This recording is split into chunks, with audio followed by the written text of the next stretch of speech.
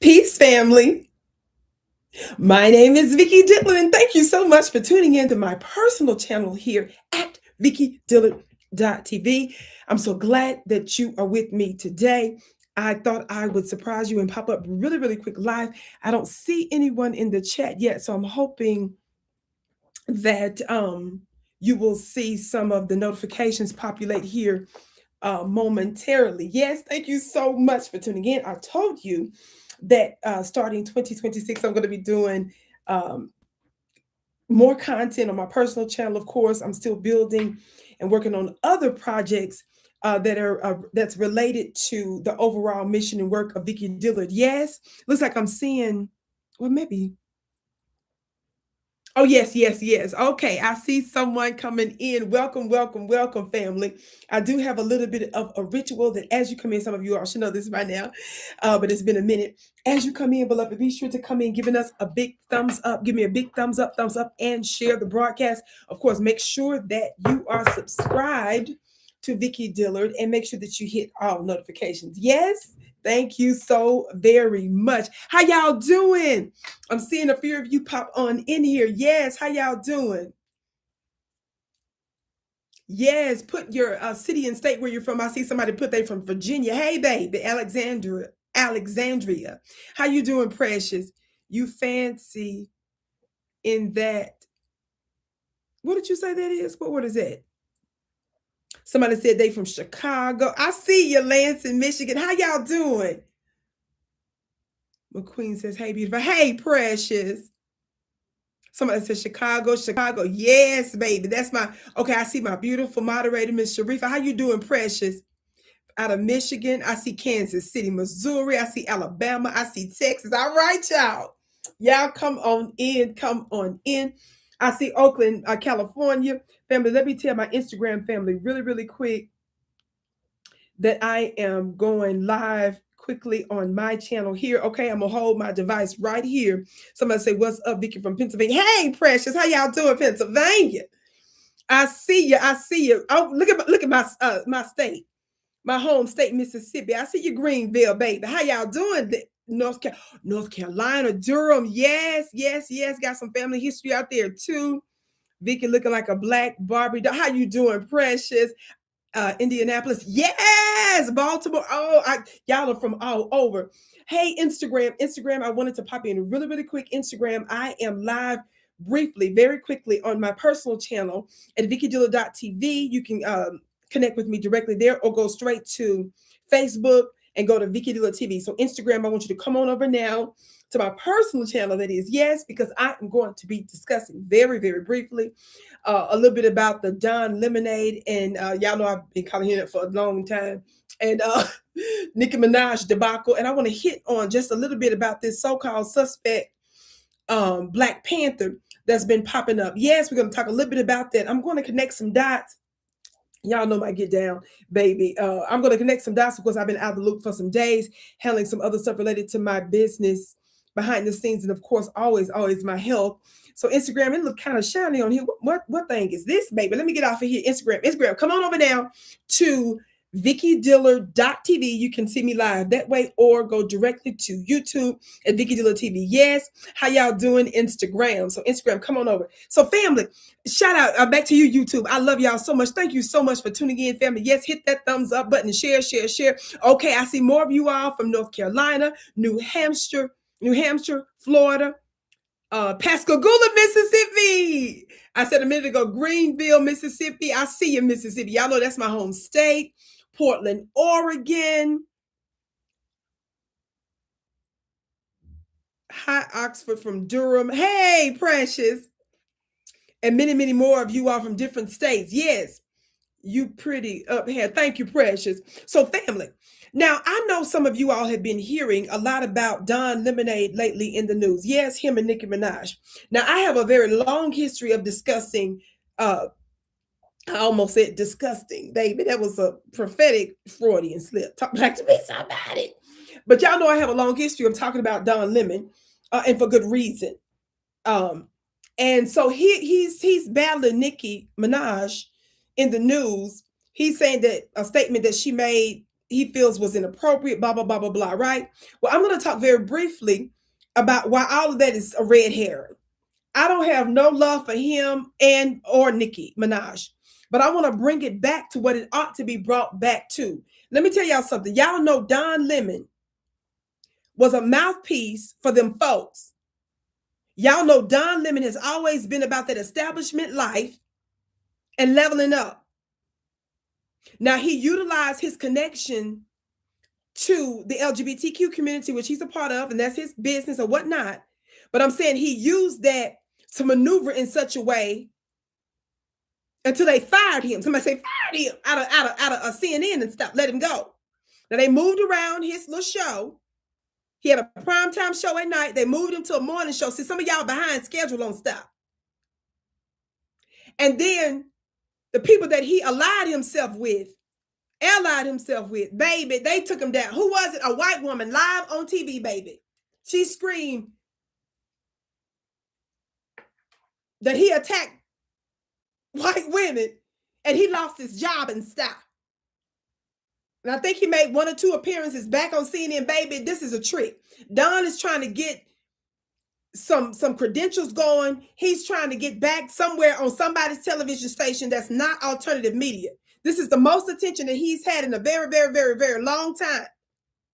This is a job interview. Are y'all listening? You look regal, Queen. Thank you so much, precious. Don't y'all ever get tricked. And I'm going to talk a little bit about that. One of the reasons why I was going off on Don Lemon for so long, as I've called him for many years now, Don Lemonade, and Joy Reid, and y'all know I affectionately call her what? Joyless Reid. It's because, baby, they have always been a mouthpiece to make sure that they promote the establishment system, keep Black folks in check, and scream bloody murder when something else goes on. Y'all ain't hear me today. So, baby, this is the most attention Don has gotten in a long time. I am not going to be sitting here shilling for no Nicki Minaj either. But how dare any of y'all sit up here and act like what she did on behalf of MAGA and them silly white Republicans is any different from those sellout Black folks that sit there and glad hand with a Stacey Abrams, with a Joe Biden, with a Kamala Harris, and with the Obamas. Talk black to me, somebody. This is how you all get tricked real good. See, one side knows that the mere mortal's mind is easily triggered off of a few optics. So you respond in a way to them, for them, in a way that you don't the other side, and they're the other ones that are destroying you. See, the other side, you enjoy. You shake their hands. They are a friendly enemy.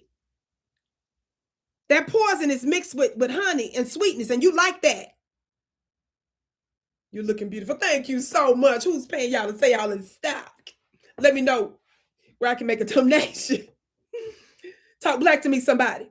So let's not get off in that. Don does not deserve us backing him, giving him kudos, giving him heads up. In my opinion, no, no, no, no, no. And I'm going to give you one brief example about why. Don has the ability to really show, like, he'll come across with some strong Black points, and then he'll go back to crazy. Y'all hear me today? So we don't. It's a trick. He's just a bunch of just tricks and more tricks and some tricks, just about tricks. It's a lot of tricks. Just a lot of tricks on both sides of the aisle. So if we're outraged at Nicki, and that makes sense, we need to be equally outraged with the Don Lemons, which is why I call him Don Lemonade. And I've done that for a long, long time. Some of y'all are new and some of you forget. The slightest little stuff in the news throw you for loops, and you get easily distracted, and you misdirect your attention and your anger and your action. Are y'all hearing me today? Somebody said Don Lemon flips flop. That's why you can't. Yes, but he's flipping flop he's flipping and flopping for jobs. Somebody say jobs. He's looking for jobs. Another media job. You guys don't understand. How is it that a Vicki Dillard for so long has been so right about all of the networks and cable networks and channels that y'all love to get on and brag and quote? How do I keep being right about all them people? Don don't have a job there at CNN no more. Roland Martin, nobody wants him at CNN no more. Joyless Reed, even MSNBC let her go. Angela Rye, she can't get back on CNN like she used to. Tiffany Cross, weekend show, MSNBC, fired. Simone Sanders, after she made a fool of herself, after she did all that linebacking for Joe Biden, literal linebacking. Y'all know I don't dog a black woman's beautiful, voluptuous body. But when you use your beautiful, voluptuous body, baby, for a white supremacist, baby, all bets are off. All bets are off. How many of y'all know Simone Sanders? She used to be on Bernie Sanders' campaign, which I don't believe in Bernie Sanders. I don't know how y'all got tricked with loving Bernie Sanders. Bernie Sanders believed in spending trillions of dollars for all Americans. But when you asked him to cut the check for black folks for reparations, remember he set his hips on The View and said, hell to the no, no, no. They all believe in that. So she used to be on Bernie Sanders' campaign, tricked y'all to believe that she was really, about liberal stuff and down to earth and stuff. When she realized Joe Biden was running for president, remember, even though the previous cycle she was with Bernie Sanders, they was tripping because they were like, how could you be so liberal and then decide that you're going to work for the most racist Democrat campaign? Remember, even Democrats were saying about how racist Joe Biden was. Remember, that's why people was mad at even Obama years ago when he chose him as his VP. Y'all forgot that? Did you all forget how many years and decades Joe Biden literally ran for president and he couldn't win? And a black man, Obama, by making him VP, is the one that gave him the hope and the traction to become president, something he could never have accomplished in all these many decades? Because other Democrats called him racist. Y'all forgot that, didn't you? All the Democrats was calling Joe Biden racist. They was mad at Obama for choosing him. Shout out, Bristol. I see you in the building, Precious. Kisses back to you. See, y'all don't be keeping up with stuff and you get tricked in modern times. And then you look at a Vicki, like, I don't know what I'm talking about when you're the one that's behind. All the people that you love, all the people and channels and networks that you go to, those folks don't have jobs there no more. Now, Simone, as I mentioned before, remember, she switched from pretending like she was truly down to earth about working class, connecting to Joe Biden and stuff. A lot of the Democrats were mad at her because she went pro-racist by fooling with Joe Biden and helping with his campaign. Y'all remember? Watch this.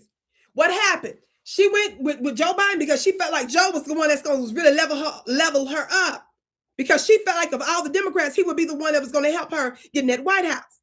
Now, how many of y'all know that when she was on Joe Biden's campaign, remember, leading up to that, she came out, dogged black men, and basically told black men in general that she was tired of their unsolicited opinions. Y'all remember that?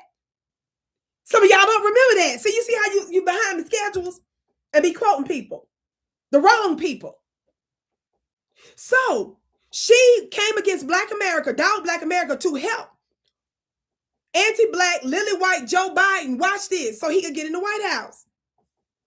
Now, she thought she had a chance in hell of becoming press secretary. How many of y'all remember that? Simone Sanders thought that she was going to become press secretary. How many of y'all remember Vicki Dillard on all the different networks and channels and broadcasts I've done over the years? How many of y'all remember I prophesied to her early on, ma'am, that's not going to happen. Ma'am, they tricking you. Trick, they tricking you. You're not going to be no. You're not about to be the press secretary doing all that, girl. She thought that. Y'all thought that. So because he won, she thought this is looking good. Remember? Now, on the campaign right before Joe Biden won, how many of y'all remember Joe Biden was doing a campaign and a non-dairy, non-violent protesting? Literally, that's what the people was protesting about dairy. They jumped up there on the stage with Joe Biden while he was giving a campaign speech. Instead of her allowing security to do security's job, because that's what security is paid to do, their jobs. Security is supposed to secure. How many of y'all know security is supposed to secure? When you are on the campaign and she was hired as a senior advisor are not supposed to be taking bullets for presidential candidates. Some of y'all behind schedule. See, this is what's wrong with you when you don't keep up with the Vicki Dillards. Everybody be sure to hit that thumbs up button, share, share, share. Somebody said, teach guys, you know I'm gonna do what I do. Now watch the linebacking. Y'all put some footballs in the chat. Now y'all know I don't even fool with sports like that. Y'all know I see it's just a notch or two under terrorist attack. I'm not deep like that in athletics and stuff, in sports and stuff. But from time to time I have to get involved in stuff because, you know, politics and all kinds of power is influenced in sports. So I have to get into it and do research that I know would never, ever, never, never, never, ever, never, ever, never, never, ever do. But with this time I had to do it for obvious reasons. Now, how many of y'all know that before Joe Biden won, he was doing a campaign, a non-violent, non-dairy protester, somebody that was up there protesting about dairy with a placard. They jumped up there to tell Joe Biden about their little position on the policy on non-dairy stuff, screaming and hollering at him. Instead of her letting security secure Joe Biden, the lady that's supposed to be just talking, meaning giving advice, because she said she was a senior advisor for his campaign. How many of y'all know that Simone Sanders, what are your footballs? Okay, I see YouTube putting the footballs in the chat. Instagram, get with the program. Baby, how many of y'all know Simone gonna jump up on the stage and do the job of security? How many of y'all know, and y'all know I play the footage over and over and over again. She jumped up on the stage. She allowed her glorious and beautiful, voluptuous body to be shaken and used for Joe Biden. Baby, no. She jumped up there, literally, no exaggeration, snatched, drugged down the non-dairy, non-violent little protester. She got in the way of where Secret Service should have been. She got in the way of the security people's job. Jumped out there, pulled the girl down. Watch this. And the most offensive thing that she did as a Black woman with long nails, almost like mine. Now, this is how you know something is really wrong with her head. You know she's disturbed, and this was a cry for help when she jumped out there. Watch this. What did she do? Simone jumped out there with her voluptuous body. Yes. Shook it and drug it for this white supremacist. Drug down a non-violent, non-dairy protester to try to show Joe Biden, I'm about that life for you. Remember me, because she was doing that for him to know, make sure you pick me down for the press secretary. That's why she was doing it. In case you all don't understand why she did it, she was making sure that her job was secure for press secretary for that position. So she physically jumped out there to defend him. Now, the most offensive thing that she did, it was one thing to jump out there as a Black woman, to put your life and limb on the line. Your beautiful, voluptuous body, you allowed that thing to shake and move for a white supremacist. That's disgusting. But on top of that, as a Black woman with nails, watch this, she broke her nail, dragging that lady down the steps for Joe Biden. No Black woman in her right mind is about to break their nail for nobody like that. And especially when you break it for a literal white supremacist like Joe Biden, you know something is something going on with you. You need help. It's a cry, a strong cry for help.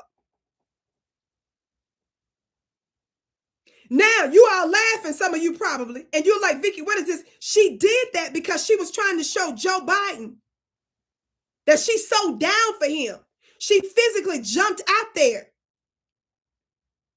And to remind Joe, make sure you give me that press job that behind the scenes y'all was winking at me and making me think it's finna be in. Watch this. What happened? Y'all tell me what happened when, what's it her name? Jen Psaki, the white girl that was the press secretary when Joe Biden was there. Remember, she was saying that she was getting ready to leave. She's going to step down, spend time with her family and all that. Who out here talking about in the chat, you dying? Why y'all laughing at me? Stop laughing. This is serious. She said, which was a lie, because Jen Psaki, y'all don't know about that girl's history. She was with the CIA. She was doing CIA propaganda talking points. That's how she became press secretary, to do them same propagandistic talking points. And what ended up happening with Jen Psaki, I've been told y'all she was full of you know what. She was lying. What happened? A few months later, she popped up with a job at MSNBC. See, the mere mortals be behind while y'all still quoting them. Thank you for your precious compliments. Instagram, come on over to VickiDillard.tv or access me live on YouTube at Vicki Dillard TV directly. Yes, Instagram, because I'm getting ready to click off. Come on over Instagram, because I'm going to continue this there. By the way, family, make sure that you get your yummy 2026 calendar, my beautiful, steamy pictorial calendar, baby. I see some of y'all already have been buying it. Y'all see this Instagram. Y'all see this YouTube. Baby, just 12 months of inspiration. And of course, I put some yummy pictures in there that I've never shown the public. A handful of those, baby. So don't even get it, baby. Every day, just be inspired by sacred beauty. How many of y'all know beauty is sacred? Go to VickiPlanet.com. That's my website. Wherever you're watching me, there should be a link pinned or one in the bio on Instagram at the top. Yes, get yours today, okay? Instagram, come on over to VickiDillard.tv. Yes. But I continue what really went down with Simone Sanders. Now, how many of y'all know Instagram and YouTube? How many of y'all know? Let me put this on real fast, fam. Y'all know I'm live, baby. Thank y'all for y'all patience. Everybody hit that thumbs up button, share, share, share.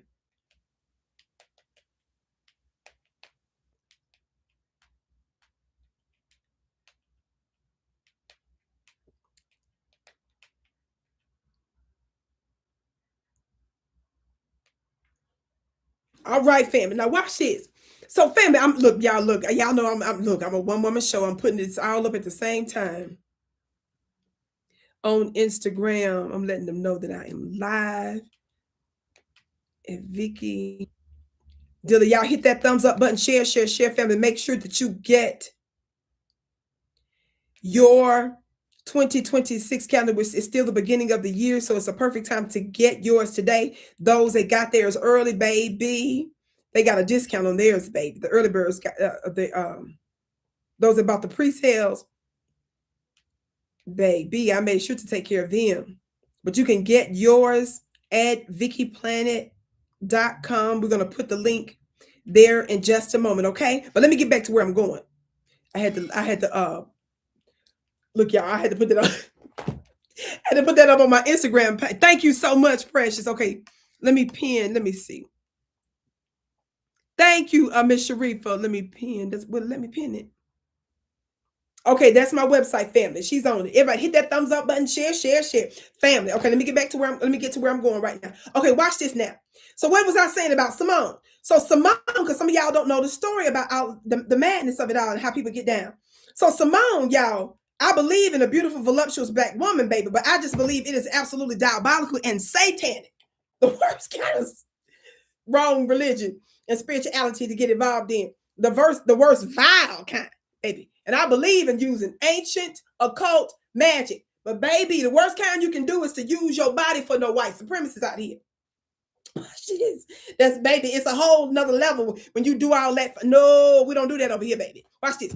So back to that campaign. So Joe Biden's funny looking self was on the campaign trail, right? So watch this. She, talking about Simone, and trying to impress Joe Biden. See, this is what people need to understand. She was trying to impress Joe Biden and to make sure that he considered her for that press secretary job, right? So she broke a nail, literally put her life on the line for this man, instead of letting security do all the security. That's how you know we used to doing too much. You out there being a whole mammy for Zaddy. So watch this. So she broke a nail for nothing. But again, y'all, I don't want you to miss the point of why she did it. She did it because she was trying to go overboard and to remind Joe and them that behind the scenes, they already gave her a wink and a smile about her becoming press secretary. I told her, prophesied early on, ma'am, warned her it's going to cost her for selling out her people. She didn't believe that fat meat is greasy. So because Simone didn't believe fat meat is greasy, she felt, well, Joe Biden won, and she was on the campaign to help him win. So look, this is how she did us with her attitude. Was like, that was her.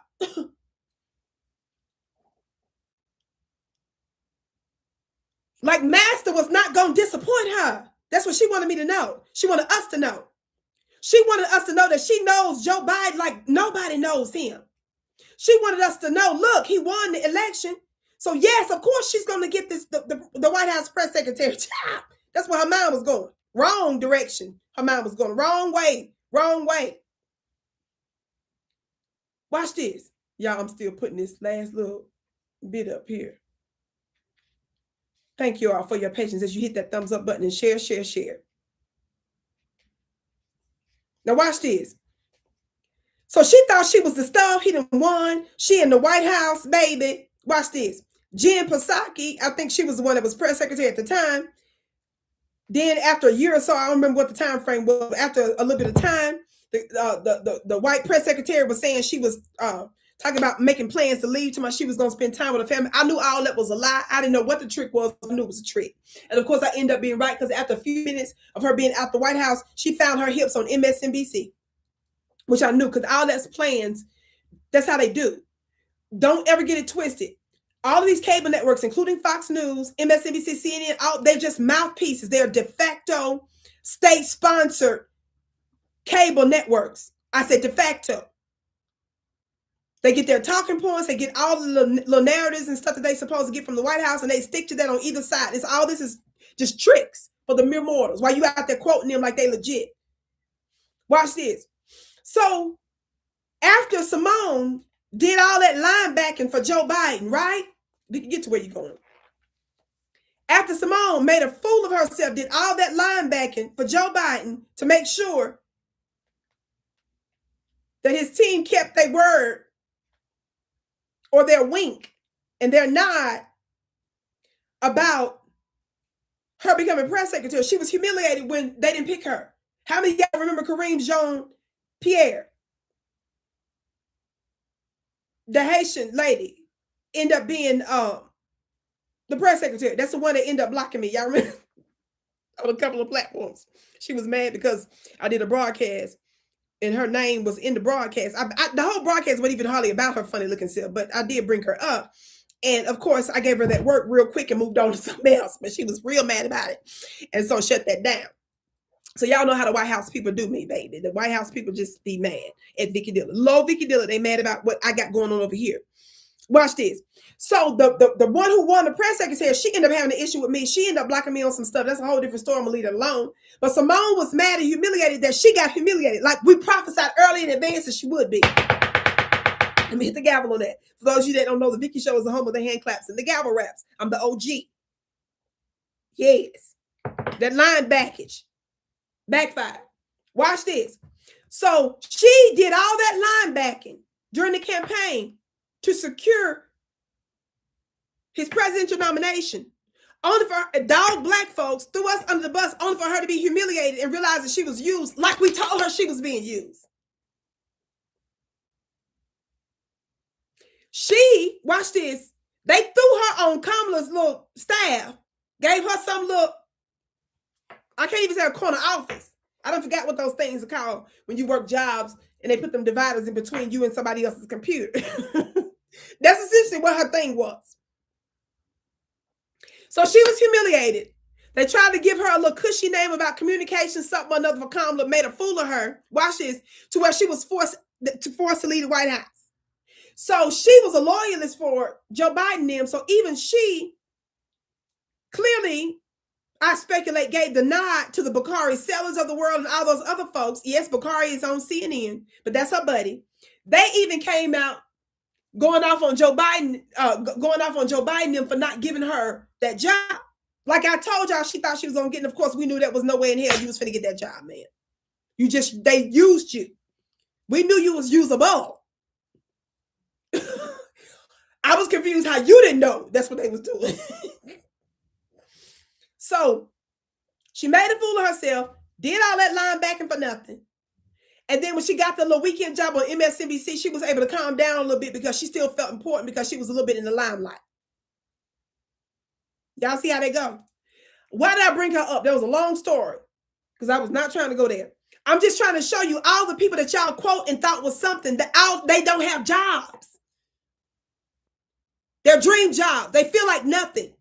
Likewise, Don Lemon still feels like a nobody, but they're trying to use their Instagram, YouTube, social media presence to really make them feel like they somebody again.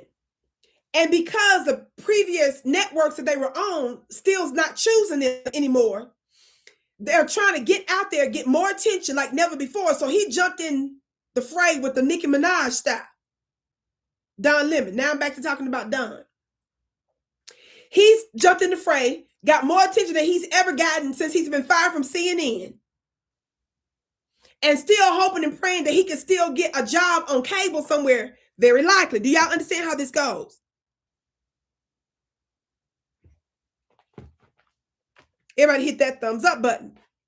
Yes, Simone is still LOM. For those of you that don't know, I came up with that phrase years ago. LOM, LOM, stands for League of Mammies. Now watch this. Oh, y'all, I wasn't even trying to do this. Is this the ones? Y'all, look, I wasn't even trying to pull this up right now. This the line backage. Y'all, look. Let me see if I can put the clip up. See, y'all don't think, let me turn it this way. Why are they playing that music? Okay, let me go to this other one. Hold on, y'all. Because some of y'all don't believe in the line backage of it all. And y'all know how over time, when I make stuff an issue, things have a way of becoming hard to find online because, you know, that's my thing. And that's what I'm good at. And that's what the copycats copy. Watch this. Where is this at? I'm going to turn the volume down. Now, y'all look real good on this clip. Because I don't want that Yankee music. I believe in some of the cowboy stuff because we came up with it, but I don't want to hear them do it. Okay, can y'all see this? Oh, y'all can't see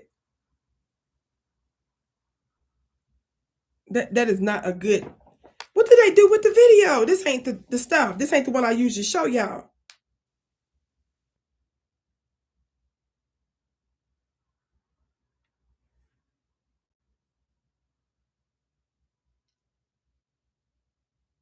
Y'all give me a minute. Everybody hit that thumbs up button. Share real quick. I really want some of y'all to see this because some of y'all don't believe that it is what it is. I was not intended to show this, so that's the reason why I wasn't prepared to do this one. I think this is it. Okay, I think this is the one. Yeah, this is it. Okay. I'm not sure why this. 1 second, y'all. Baby, your sister is doing the stuff live. I'm doing the most. Talk back to me, somebody. I want y'all to see this little bit, just this little bit, in case y'all don't know what I'm talking about, baby. Real quick. Look close, y'all, because there's a lot going on in the clip.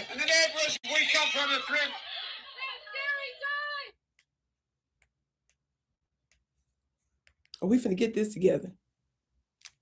Here we go. Okay, y'all look real close. Here we go.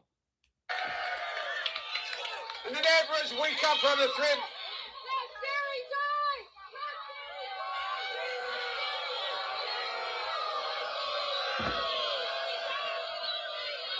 Y'all see that? Look at Simone, the tackling. Look at the tackling. Look, y'all, look. Look. Why?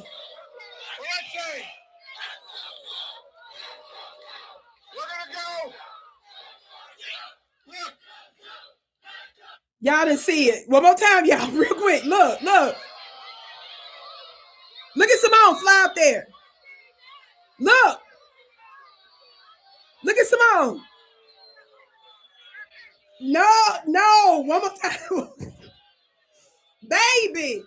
See, that's her and Stacey Abrams That's her and all the black. No, no, no. We don't do that. No, black women, we too prissy. We too girly. So I got to stay away from people that don't understand my value. No. I'm not going to work hard and fight and scream and be confused. And damn sure not going to be out there tackling like that. What do I look like shaking and doing all? No, no. Hut, no, I don't do, no.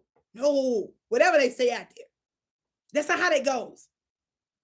And so I was telling this story some years ago, and I kept telling the story, and I kept looking over and over again for the right words. And one of y'all, because y'all know I don't do sports language like that, and one of y'all was like, Vicki, let's just say, because I was saying how all that was just so ridiculous. No black woman should be doing that. All that was unnecessary. And guess what one of y'all told me?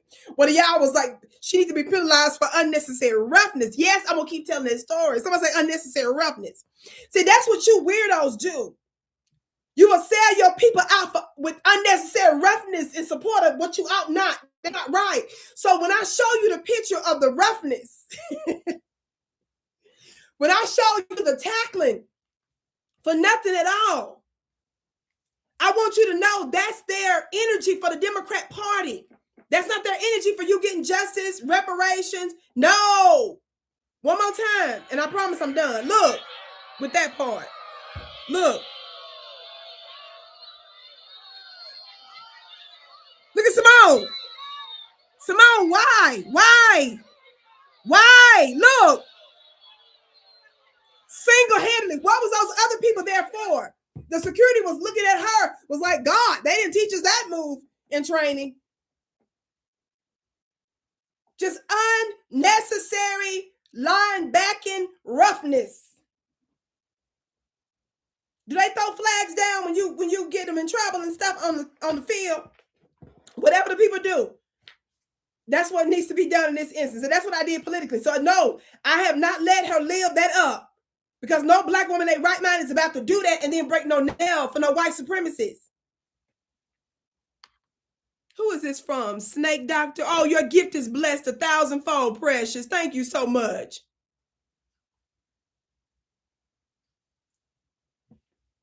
Just for nothing. Now get off of that, Vicki. I haven't even got nowhere on the topic. Look, so Don Lemon is in that group. Joy Reid and them is in that group. All of them trying to make a comeback. And it hurt us to see them try to do that, because it's not right how they doing it. The desperation, the political tricks that they're willing to do for themselves to get back into the limelight, because they feel like a nobody. They feel like nothing. You see what I'm saying? So Don Lemon had to jump in the fray between him and Nicki Minaj. Yes? So here's a clip of Don. As I've called him for years, Don Lemonade, for a number of different reasons, because he's a sellout. That's why I call him that. Let's be clear. And that's why I've called him that for years. So he came out, and this is what he said about Nicki. So Nicki came out and made some statements about his lifestyle.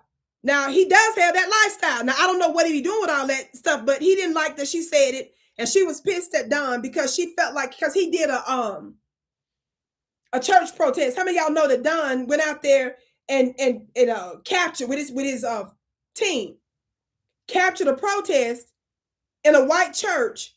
So Nicki came out in support of them white folks, you know, Don being disrespectful and doing protests inside the church, not outside the church, but inside the church, which I thought was crazy too. But all that was a stunt. Now they charged him. I think he just came out today or something saying that the court threw that out. Either way, Don is not no hero. Don is doing all these tricks to get TV and attention. All that's about attention. He don't care nothing about that. So Don is coming out against ICE, but he's not making any sense. What is this? Descendant layer? Your gift is blessed 1,000-fold. Vicki, you are so loved in the Oh, I love you back. I hope this lets me like on your gift. Your gift is blessed 1,000-fold, precious. Thank you so much. So Don was mad about what he felt to be a nasty comment by Nicki Minaj. And this is what he basically said.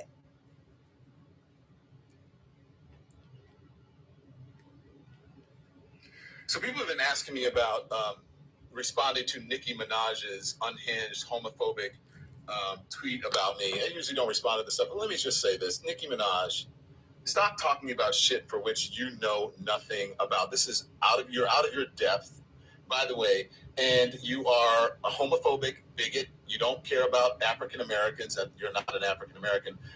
From what I know, you are reportedly an undocumented citizen, so you should be deported under Donald Trump's rules. And the other thing is that your family members, you have one family member who's reportedly a sex offender, the other family member, your husband or whatever, a sex offender is your husband, and one of them is reportedly a pedophile. And you have nerve to talk about me and what you think that I do? Nicki Minaj, get a life. Stop being a pick-me. You should have put a pick-me doll on that damn tweet instead of a Chucky doll, because you are nothing but a pick-me. And I choose not to pick you. And so should black people, and so should gay people. Shouldn't buy your music. Child, I'm disgusted by both of them. I'm disgusted by both of them because Don does not want us to deal with the real issues. He wants to put his sexual status and stuff, put that in the limelight. And as you heard him say, he said, normally I don't get off into stuff like this, but he wants to respond to Nicki Minaj. That was the way for him to get traction. Both he and Nicki are no good for us. Regardless of whether we agree with his lifestyle or not, that's not the point. I want y'all to stay focused, to say no, no, and no. Now, notice on there, on the one hand, he's sitting there saying how she's not African-American, trying to act like he down, which he's not. Then he's saying under Trump's rules, she should be deported. So what is he saying?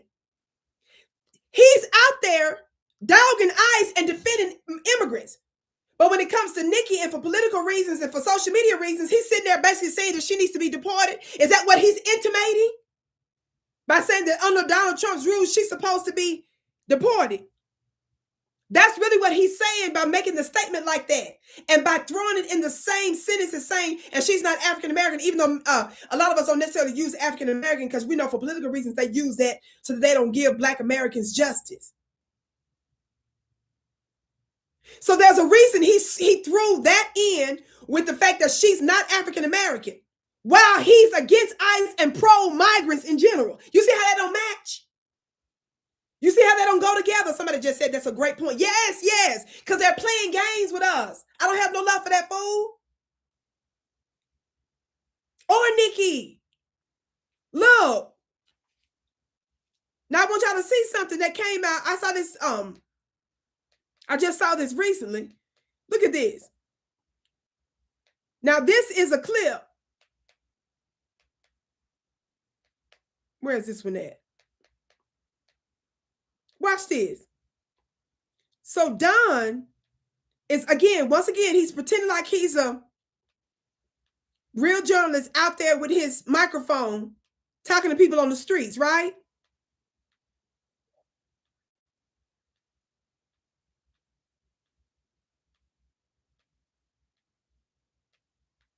So Don, is this the one? Okay, I think this is it. And while I'm pulling this one up, family, notice how he's mad that she called him, LGBTQ, which he is LGBTQ. She was saying it for different reasons, but he is that. So I guess that's offending him that she said that about him because he's that, but she brought up what she feels he may be, doing in bed. So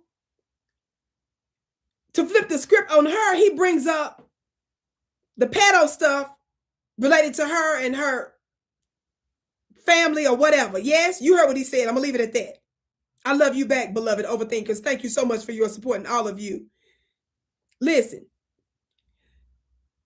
But I'm going to connect some dots in the way that you all going to be like, Vicki, you done really did this thing. I always do this, and I'm not going to stay on this very long because I want to get off here and get off in just a minute because I'm not going to give them undue attention because I don't want us to do that. I want us to keep the main thing, and that is we need to keep our foot on the neck of Donald Trump and them about getting us reparations and getting us tangibles. That's what the focus needs to be on. The focus needs to be on who's our allies in public spaces to make sure that we keep that the main thing. While they're giving trillions and trillions of dollars for unjust wars, And while Trump and them doing all kind of weird stuff, and while the so-called elites, the globalists, are using our government and agencies as de facto laundering agencies for trillions of dollars, our focus needs to be back on that. Talk black to me, somebody. Well, this clip of Don is out. Look at this. Watch this. Now, keep in mind what he just said about Nicki Minaj and deportation, right? What is Don talking about? Watch this. Crime? No, it's not a criminal. Watch this. It's a misdemeanor. He's on the streets. Crossing the border illegally is not a crime? No, it's not a criminal act. Okay. It's a misdemeanor. So why are they being sent back and saying that they're breaking the law? That's the point. Okay, as somebody that... Okay, watch this. Watch this. Okay, crossing the border illegally is not a crime? No, it's not a criminal act. Okay. It's a misdemeanor. So why are they being sent back and saying that they're breaking the law? That's the point. Okay, as somebody that... We don't know if they're breaking the law because they won't tell. There's no due process. Where's the evidence? That's the whole point. And if they are breaking the law, most people will say, okay, then they need to go if they're criminals. But if they're not, why are they being rounded up and sent out? Especially when he promised to deport the criminals. And now he's not doing that. Yeah, I don't think we're going. Misdemeanor is not a crime. Yeah. So misdemeanor is not. It's not a criminal act. No, if you get charged with a misdemeanor, that's not a criminal act. Charged at all then, if it's not a criminal act. Because we have different levels of crime. Everything is not the same. So it is crime. No, it's just different. We have different levels of. I shouldn't say crime, but it's not. It's not. You're not. It's not a crime. You're not breaking the law. I mean, you are breaking the law, but it's not a criminal act. So it's breaking the law. No, you're not breaking the law. No. If you're speeding, drinking, get pulled over, DUI. That's not a criminal act. Well, no, if you're speeding is a misdemeanor. It's a misdemeanor. Right. So it's still breaking the law. Okay, but if you want to qualify that, we're doing semantics. But what I'm saying, but what I'm trying to tell you is everything is not the same. It's all not one thing. But is it the law? What is it? The law that what? Is it a law to come over legally? Is there a law? There are rules that processes that you should follow. Yeah, so you're breaking rules. Lie. You're breaking rules, but you're not necessarily breaking a law. So what happens when you break the rules? Then you suffer the consequences. But the consequences should not. Look, no one is saying no one should suffer the consequences. You guys are getting things mixed up. No, we're actually not getting nothing mixed up. No, we're not getting nothing mixed up, Don Lemon. Don Lemonade. Do you see how for people? They are literally sitting here telling you, these Democrat shills, that it is not against the law. Don Lemon won't even call illegal migrants. He won't even call it breaking a law. He changed it to say, oh, it's a policy, it's a rule, it's a policy. Oh, we're not going to do semantics. So a misdemeanor, the man asking, sir, so a misdemeanor, you telling me a misdemeanor is not... it's still it's not a violation of the law. No. So why are they being sent back and saying that they're breaking the law? That's the point. Okay, as somebody that we don't know if they're breaking the law because they won't tell. There's no due process. Where's the evidence? That's the whole point. And if they are breaking the law, most people will say, okay, then they need to go if they're criminals. But if they're not, why are they being rounded up and sent out? Especially when he promised to deport the criminals. And now he's not doing that. Yeah, I don't think we're going. Misdemeanor is not a crime. Yeah. So misdemeanor is not a crime? It's not a criminal act. No, if you get charged with a misdemeanor, that's not a criminal act. Charged at all then, if it's not a criminal act. Because we have different levels of crime. Everything is not the same. So it is crime. It's just different. We have different levels of. I shouldn't say crime, but it's not. You're not. It's not a crime. You're not breaking the law. I mean, you are breaking the law, but it's not a criminal act. So it's breaking the law. No, you're not breaking the law. No. If you're speeding, drinking, get pulled over, DUI. That's not a criminal act. Well, no, if you're speeding is a misdemeanor. It's a misdemeanor. Right. So it's still breaking the law. Okay, but if you want to qualify that, we're doing semantics. But what I'm saying, that's the only thing the man was trying to say. Even if you're trying to say, Don, that it's not criminal. Lioness be blessed. Your gift is blessed 1,000-fold. She said, today is my birthday. Y'all shout out Philly's birthday. Lioness be blessed. It's your birthday, but you give me a gift. Thank you, beloved. Your gift is blessed 1,000-fold. May you have the most glorious birthday ever. Yes. That's so precious.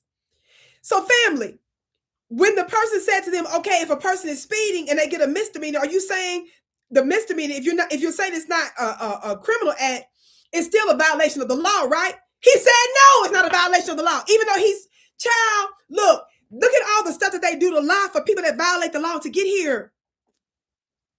Y'all see that? Vicki, you look beautiful. Thank you so much. My point is, even when he said it's not a quote unquote criminal act, he would not even agree that it's a violation of the law. And when he slipped up and said it was a violation of the law, he turned around and changed that and said it was a rule. What is wrong with Democrats admitting the fact, criminal or not, they violated the law to get here? And when you violate the law, there is a punishment for the violation of laws. And for Black Americans like myself, we're tripping not just because they violate the law. We're tripping that because you politicians, I'm talking about Democrats and Republicans, you give them tangibles, money, houses, cars, contracts, and you clear their records so their records don't reflect their violation of the law, their criminal acts, their illegal status. You clear their records so they're able to get government benefits, government jobs, good jobs, even jobs that are not government jobs, so that they can get insurance, so that they can get all kinds of benefits. That's what we're saying. You do and say things for them. You make rules and regulations, policies. You adjust all that for them in ways that you don't do for us. Y'all see how Don is just up there confused? You guys have to ask yourself, why is he doing that? And whose agenda is Don pushing? Now, some of you all are behind schedule. Some of you all don't know why for years I've gone off on Don. One of the many reasons I've gone off on Don. Vicki looks every inch of good. Thank you so much, Lisa, our beautiful moderator. Y'all are so sweet. Why y'all are so precious. Somebody say happy birthday to you. Thank you, precious. My birthday was January 2nd. Y'all was such a blessing to me. All of you that gave gifts. Some of you sent me stuff in the mail. Some of you gave digital gifts. All of your gifts are blessed 1,000-fold. Don, some of you all don't know him and Joy Reid. Y'all need to look at me real good. He's done a lot of stuff. But why have I gone off on Don over the years? One of several reasons. Listen to me. Do you know that it was Don Lemon at the time he was on CNN and Joy Reid at the time she was on MSNBC? There were many others, yes. One of the biggest groups that had what they called that COVID hesitancy. Y'all remember who was one of the top groups that was hesitant to take that shot? How many of y'all know I used to even use the word? I stopped using the word COVID online. I stopped using the word vaccine online, all those. Who was the top group that was the most resistant or the most reluctant to take the shot? Tell me in the chat, somebody. Tell me in the chat.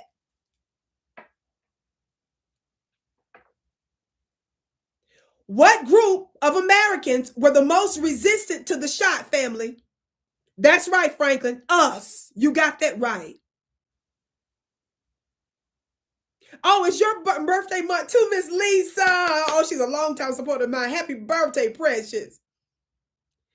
Black folks, look at me, y'all, because some of y'all weren't keeping up. How many of y'all know I did a bunch of offline 911 underground webinars because they were censoring us online. They were demonetizing us online. How many of you all know that when I was on different networks like Fly Nubian Queen, I was doing content for Your Black World at the time. I was doing content for Dr. Boyce. I was doing content for different other affiliate networks as well. How many of you all know they were cracking down on Vicki Dillard before COVID hit? They were demonetizing our truth telling before COVID.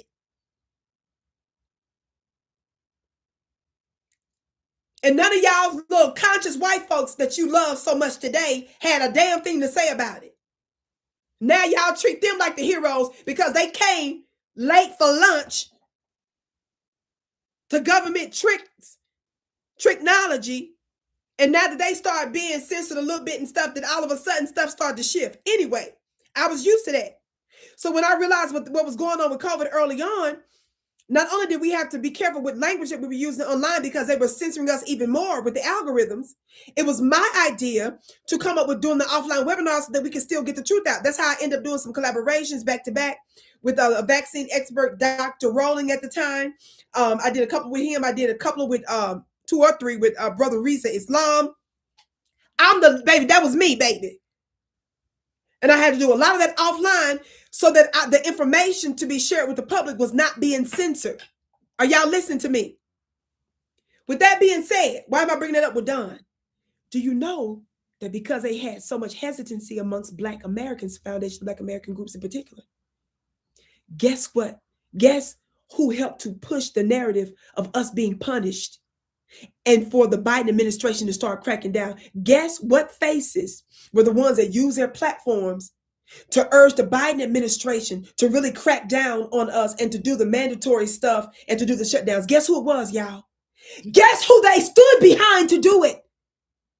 While y'all out here acting like he's the man. I asked you all a question. Guess who was one of the top voices that helped to come out to push for the Biden administration to crack down on us to justify the mandates and stuff? Lioness says, we met you there wherever you was, Sister Vicki. That's so sweet. Yes, Don Lemon and Joy Reid. They were one of the early voices that urged the Biden administration to become stronger in shutting down folks that did not want to take the shot. Did y'all know that?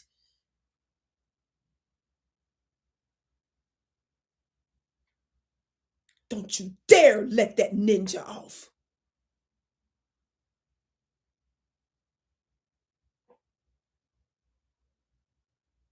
They were having such a hell of a time with Black folks taking it. How many of y'all remember they changed hip-hop songs to get us to take the shot? How many of y'all remember they was giving Black women with children cards and Visa money for food? They were giving them rides and gas money. Y'all forgot that? I said, did you all forget that? Did you all forget that they put us in the news and dogged us because we were hesitant? Do you all know they mocked us when Black folks were saying that they were doing their research? Joy Reid literally mocked Black folks for doing research on doing the shot, literally.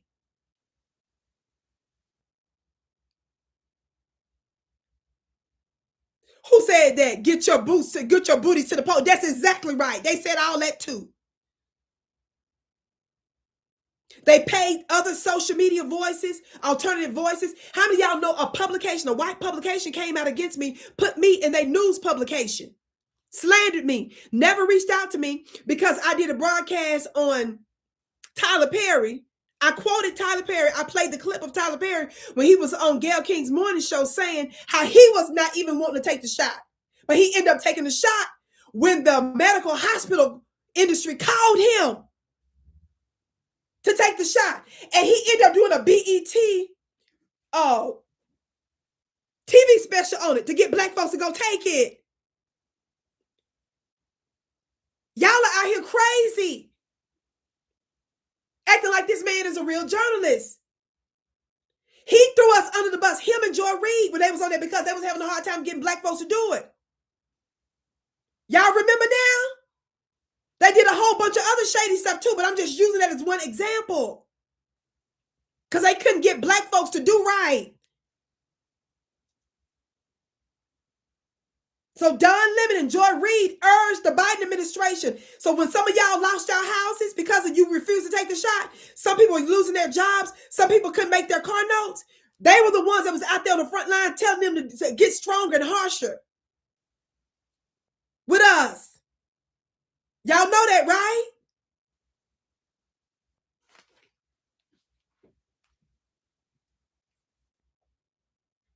Let me get back to where I'm going. That's why I don't have no love for him. There's a bunch of other reasons too.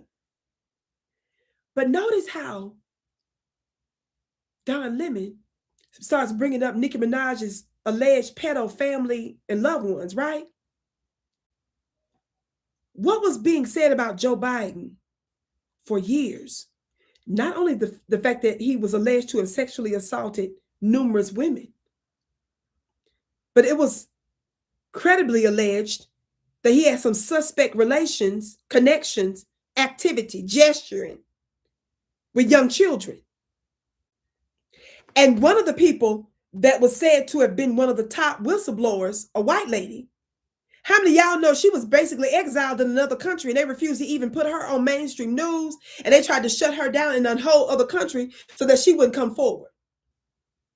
I'm trying to see how is it that Don Lemon could force us to vote for Joe Biden when this man had a whole reputation for some stuff that's in that same category.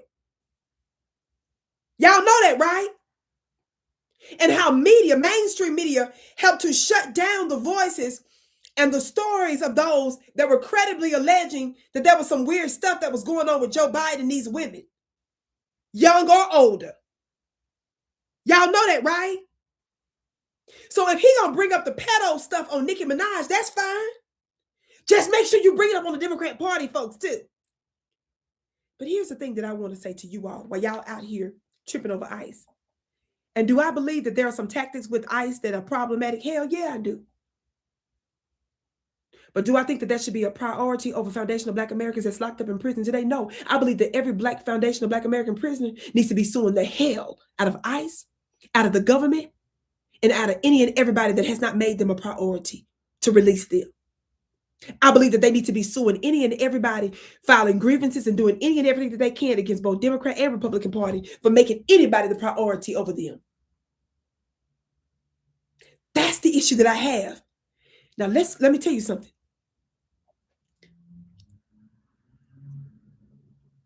The reason we feel empathetic for the agenda that ICE has against folks, and they've been doing some shady stuff, is because we're seeing it on the news. Roland did the same thing too. Yes, he did. Roland was pushing the shot too. You damn Skippy. Roland was dogging Black folks about that too. You sure right. So you got to ask yourself, they work for the elites. And how many of y'all know that we've got proof now that they was making mischief with those shots? They were targeting us, and they were also targeting a world agenda. So I'm asking you all, are y'all going to hold them accountable for pushing that? Watch this. Come back to where I'm going with this.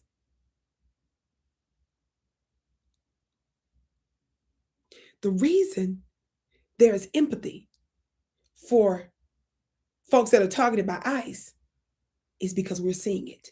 Is that right?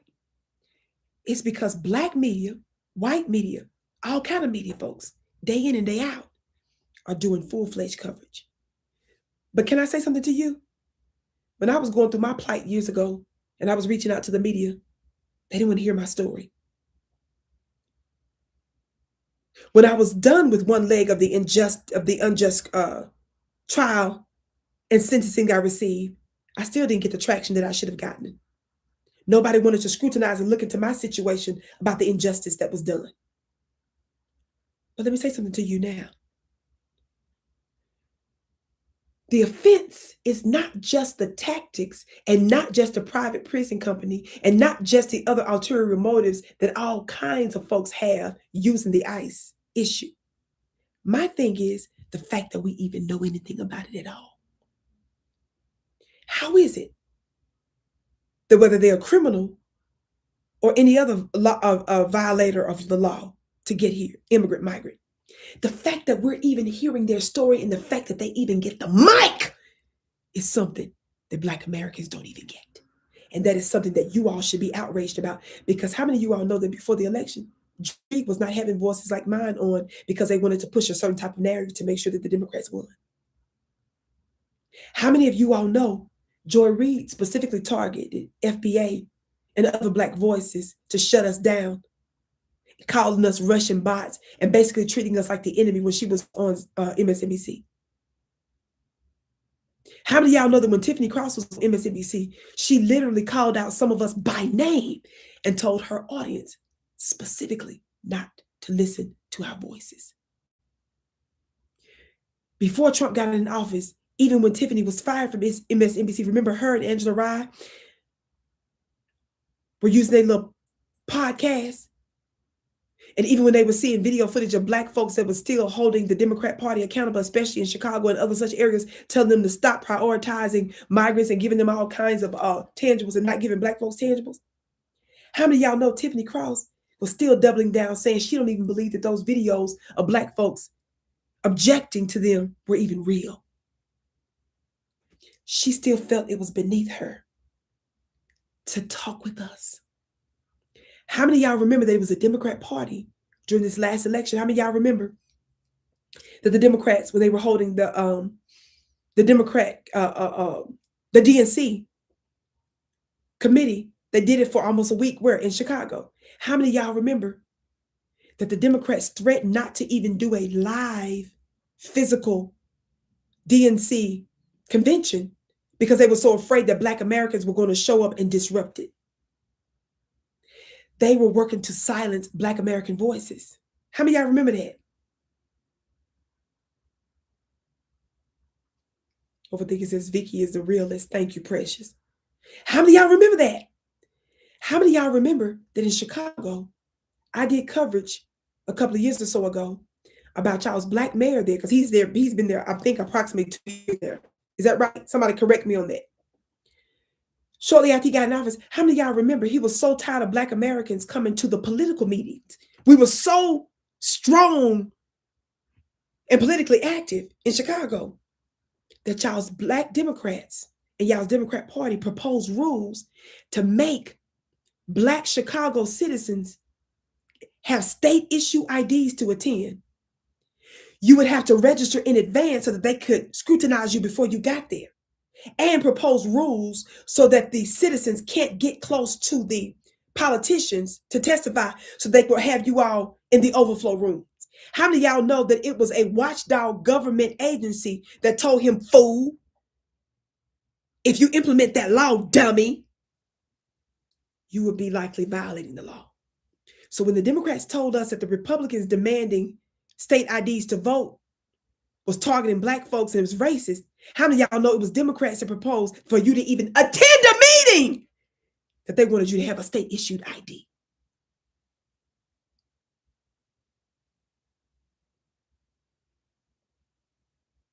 Somebody just said the ancient Black ancestry of FBA are speaking through the beautiful sister Vicki tonight. Thank you, precious. I want you all, see, they don't want you to connect these dots. It was the Democrats that were working overtime to shut down Black folks before Trump got into office. And it was Black Americans that were saying, reason with us, talk with us, hear us. And Democrats threatened to shut down Black voices. So I'm showing you instances where the Democrat political party threatened to silence our voice and did silence us.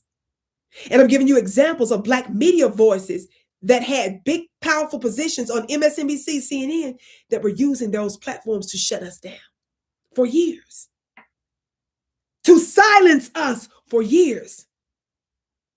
And in the instance of Don Lemon and Joy Reid, they were working, in my opinion, also to force us to take the shots. Are y'all listening? This was before ICE. Listen again. Shout out to our brother Cool Keezy in the building. I said this was before ICE. And so because Black Americans were doing everything that we could to get the Democrat Party to do right by us, we were begging them to give us a reason to go to the polls to support them. But instead, they said, blank you. They gave us a big fat middle finger. And they start doing the bidding of others. Let me tell y'all something. ICE is shady in a lot of ways. I was looking at a post that somebody made the other day. I'm going to say something. I'm going to get ready to go. Give me a few more minutes, okay? Everybody hit that thumbs up button. Share. Welcome to my personal channel here at VickiDillard.tv. Beloved, I'm going to try to start doing lives once a week on my channel. I'm still going to be doing content on other places. So make sure you stay tuned. Make sure you check the community page when I post. Make sure that you're on my email list on my website. My website is pinned above. And also, family, get your 2026 calendars. We're still in the first month of the year, so get your pictorial calendars. I got a beautiful, yummy picture. I got some pictures that I ain't never given to the public. Is in here, baby. You got to get the calendar, baby. I love it so much. Beautiful, sacred beauty. Get your calendar. It's for men and for women, this particular calendar. I do an annual calendar on a regular basis, so you can order yours on my website. The link is pinned above at VickiPlanet.com. That's VickiPlanet.com. Listen. Are y'all listening? I was listening to somebody post about, did y'all see that where a white ICE officer was arrested, I think, and charged because he was forcing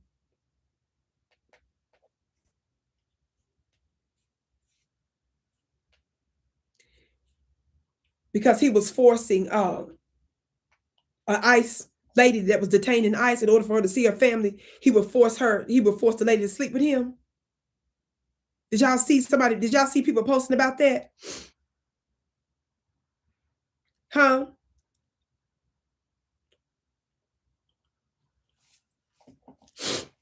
Some black folks were outraged because some of you all was like, I cannot believe somebody said a Nicaragua lady. Okay, maybe it was her.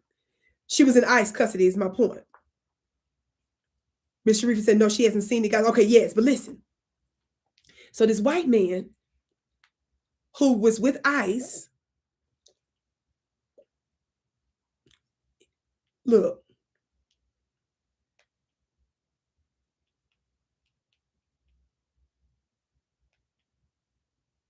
Let me see if I can, is this it?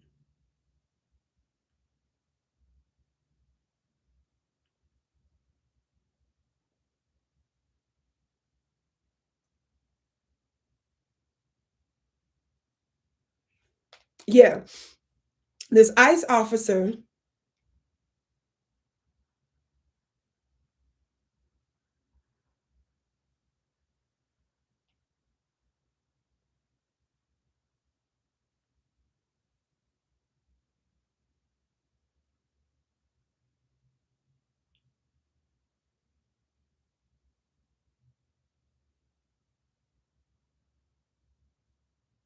yeah, Border Patrol officers accused of, you know what? You know, some of these algorithms be messing up a lot of times, for forcing a lady, let me see, ICE detained.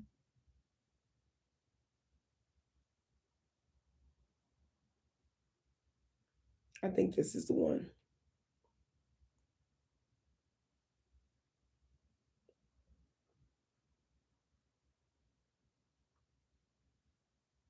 Yep. Can y'all see this headline? I should probably just, let me see if you can see it like this. I'm gonna put it up to the screen. Y'all know I'm gonna do the receipts, baby. We'll have to stop live because a lot of stuff, you know, I don't ever plan on bringing up because I wasn't supposed to be talking about all this right now. Y'all see this? This was reported. Y'all see him? Let me step back. Can y'all, let me turn it this way. Can y'all see it? Can y'all see this headline?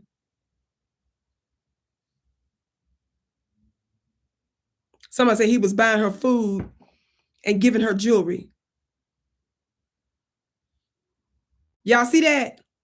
An ICE officer admitted to raping a woman in custody for months. He did it in exchange for letting her see her daughter. So many people been posting this, right?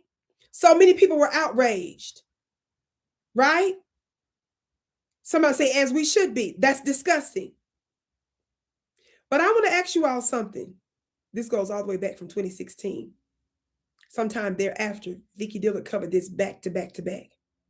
How many of you all know about the name of some guy named, a former officer, Oklahoma officer by the name of Daniel Hartsclaw? Let me see if I can pull that up.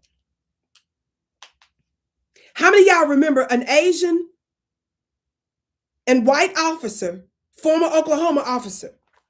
Hold on, let me see. Yep. Oh, baby, let me take you back. Let me take you back. Let me take you back. I'm making a point here. Y'all remember that?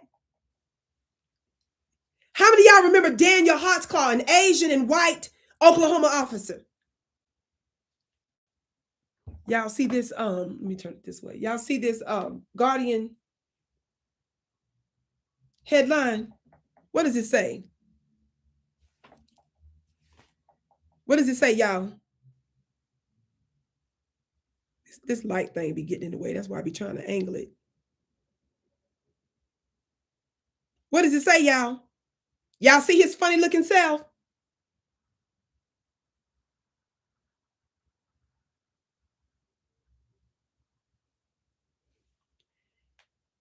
I went through his story in depth.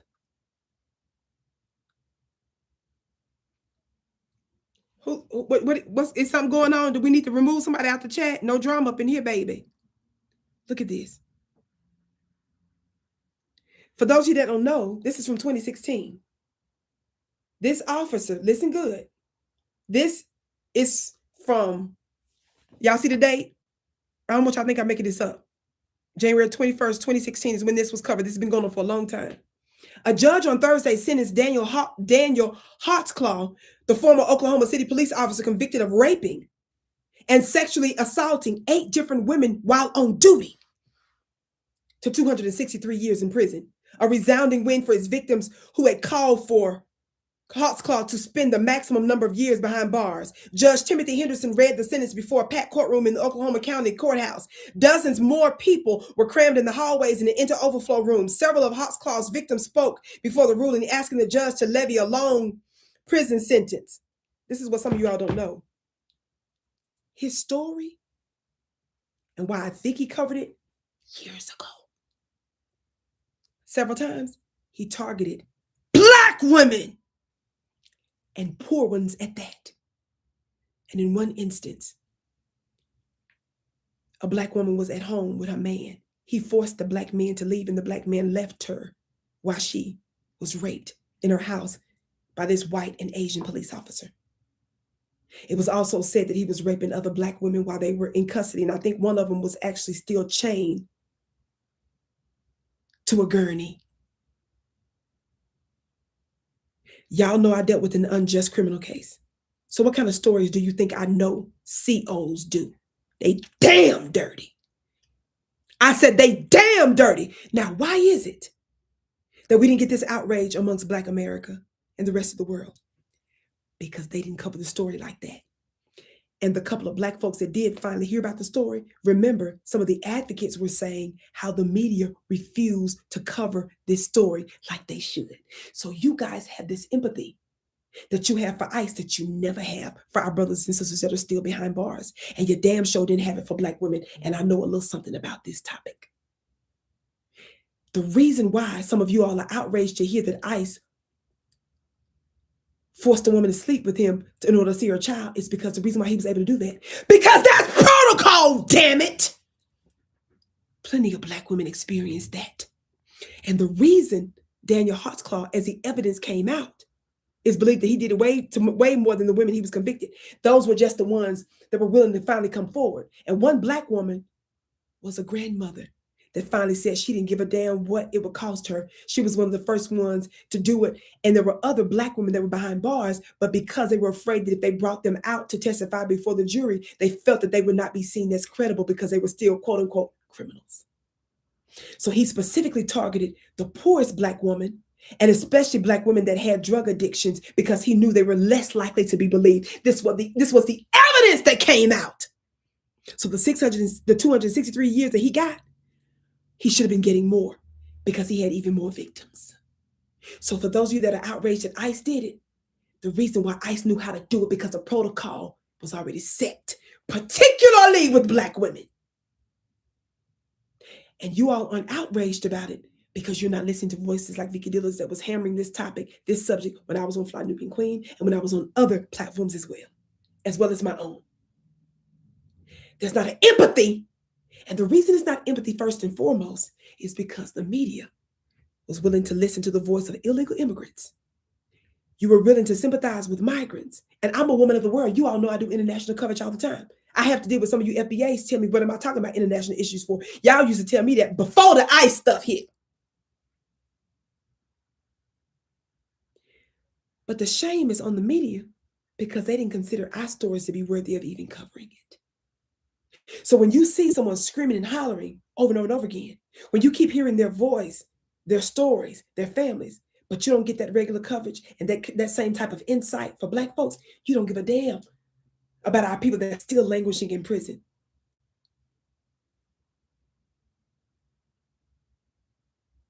And then when some of our people say, fight your own fight, you are mad that Black folks don't want to come out to do the fighting now. I wanted to bring that out, and I wanted to put a name and a face and give you the receipts from the Guardian News, just to let you all know how long I've been on this and how some of you all didn't give a damn.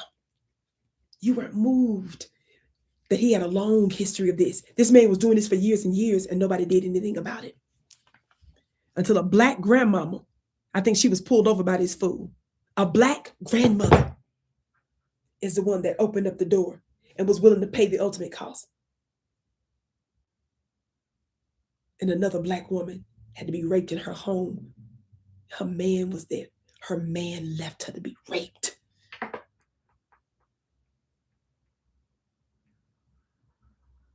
And many more stories. Remember, he was only convicted related to 8 instances, 8 different victims, but it was way more. So ICE knew about the protocol because ICE ain't nothing but the police. They've always been doing this. And you guys didn't care. You didn't make a post. You didn't share it with your very large audiences, and you were outraged. You didn't demand that systems and institutions be changed when it happened to my dear sisters over and over and over and over and over and over and over again.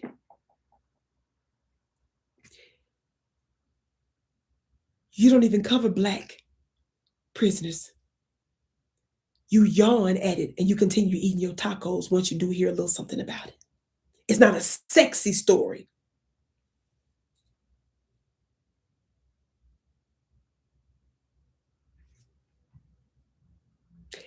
And many of you weren't supporting voices like mine, even though I got my audience, baby. When Vicki show up somewhere in real life,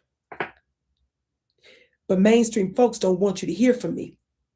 People, places, and things do stuff.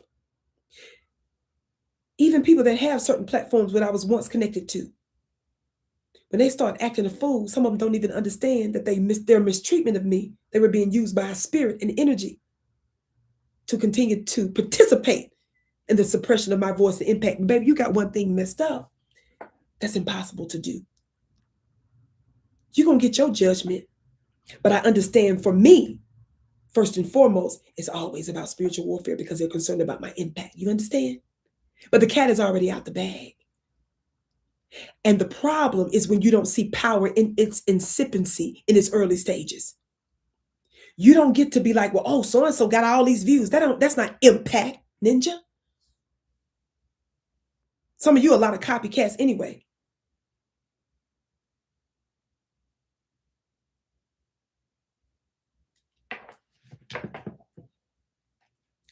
What ICE is doing in some instances isn't right.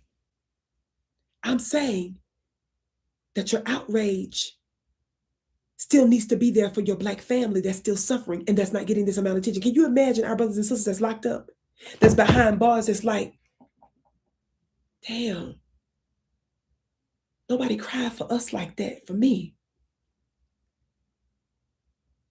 Nobody demanded that they clear my records, and I was just doing this to feed my family, and I never even did it again. I'm doing a role play. Can you imagine our family that's still behind bars saying they were raped by a CO and didn't nobody give a damn? They filed a grievance while in prison, and the staff, prison staff, I know about that, retaliates when you file grievances, when they find out that you're the ones that file a grievance against them. So they mess with you by putting you in the prison, by giving you a trumped up violation. They can force somebody to give you a certain type of job that you don't want as punishment. They can move you overnight to punish you. They can do a strip search on you to frustrate you and to humiliate you. Oh, I know about that. Bunch of them. Strip now to punish you for doing something right. And then when they shake down your room, when they shake down your locker and they can't find no contraband, it pisses them off. And when they plant another prisoner in the room with you to see if they can get some inside information, and they realize, nigga, please, you still can't get shit. Because that's what they would say and feel like. When you can't get nothing on her, no matter when you put somebody to plant, you still can't get nothing. Then they retaliate further. I said the staff.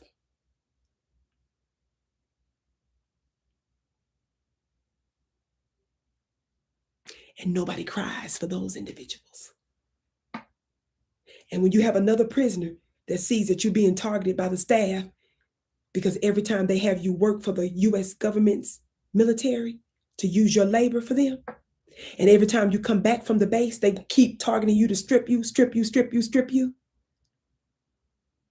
that even one of your fellow prisoners says, CO, strip me today. Strip me because they see they targeting you. Oh, that's my story.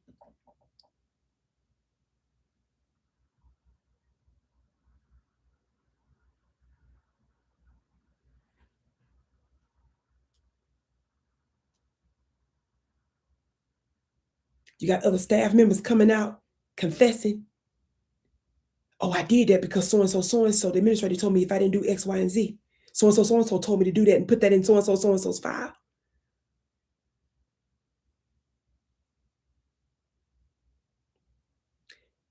And nobody gave a damn. And nobody wanted to hear the story. And nobody wanted to hear the receipts. Nobody wanted to hear the truth. Nobody wanted the evidence.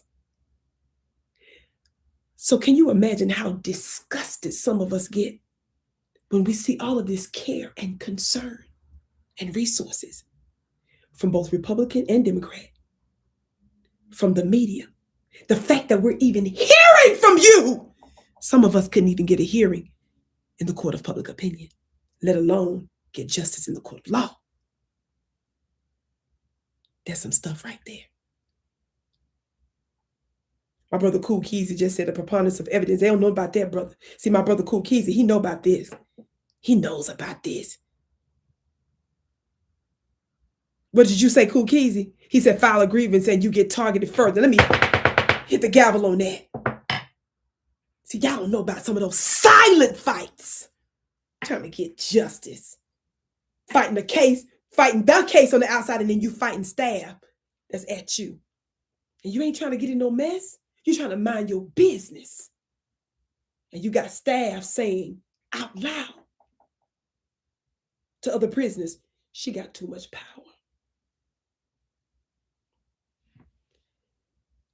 Y'all something else.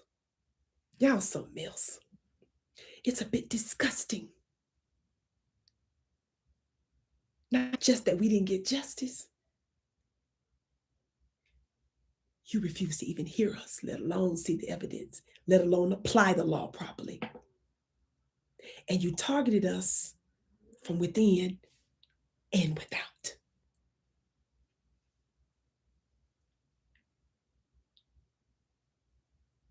But for somebody that violated the law to get here, you want to talk to me about their family? You want to talk to me about their plight? You got a hell of a nerve. Don Lemon, you a big fat trick. And I don't care what community you want to associate with. You're a big fat trick, ninja. Because you work for the system, the institution, and you playing games with the public. I'm not going to get involved in no conversation with him and no Nicki Minaj. Because he ain't nothing but a devil trying to get another cable news job.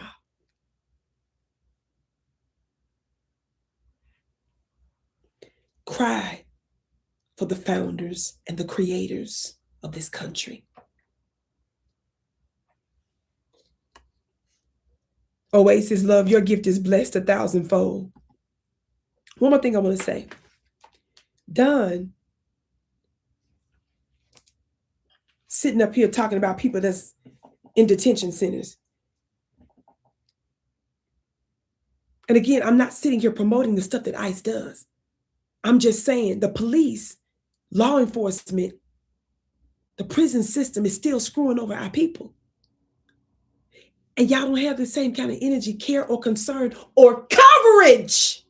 See, when you don't have coverage, thank you, Spirit, you don't have care. They use your sympathy to push an agenda in a certain way. Both sides. So that we don't care one way or another. For Black folks, you make sure not to ever cover it. Both Republican and Democrat. And that's what makes you a devil.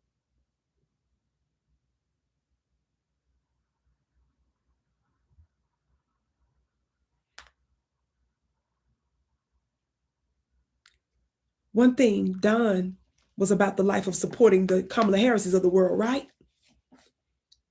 Before y'all saw Don twitching his hips out there with a microphone, pretending like he's an activist on the ground, Don is going real hard pro-immigration against ICE. locking up folks, all this stuff.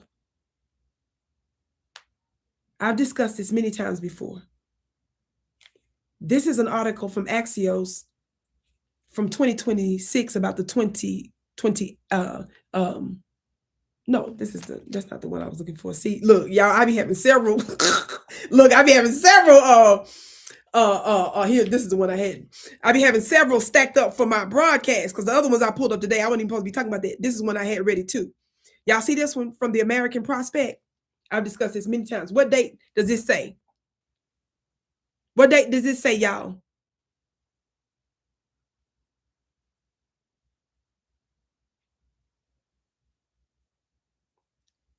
Somebody said 2011. No, the top says 2011 Supreme Court ruling, but the date of the article, you got that? 2020. Yes, 2020. Listen, what does the headline say? What does the headline say? Can somebody please tell Don if he wants to do any kind of broadcast, he can talk about this. What does the headline say? What does the headline say? Before the ice became an issue in the past couple of years, Don Lemonade, somebody put some lemons in the chat since he like to call his stuff lemon drop. Y'all, that's his term, lemon drop. Y'all see what the headline says?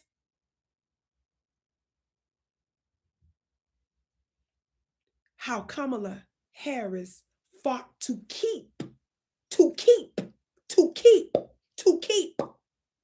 prisoners locked up. Now, y'all have heard about this before, but the reason why I keep revisiting this is because Kamala Harris' position was particularly egregious. And so Don doesn't want us to get upset about this Democrat who believes in locking up nonviolent, and in many cases, innocent prisoners from years ago. Now, 2020 is when they're covering Kamala. But what was it about? It was about a what? A 2011 Supreme Court ruling. So y'all got that part right? But listen to some of the stuff that we keep forgetting. The subtitle says, as California Attorney General, she spent years subverting Kamala. Don Lemonade.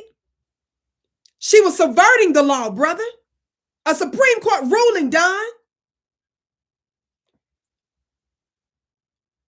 Kamala Harris.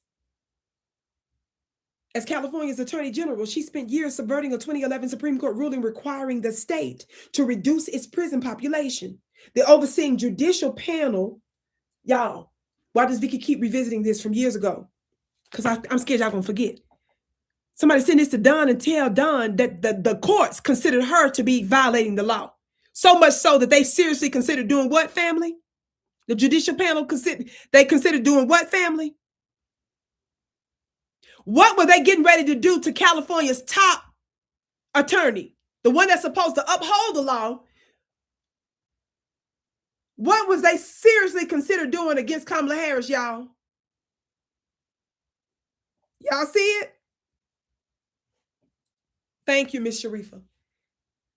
A judicial panel was considering holding her in contempt of court, which means that she was violating the law. Your law makers, those that are supposed to uphold the law in her instance, the top attorney for the state, they were so sick of her, they was getting ready to hold her in contempt of court. Y'all forget stuff like this? Why would they do that?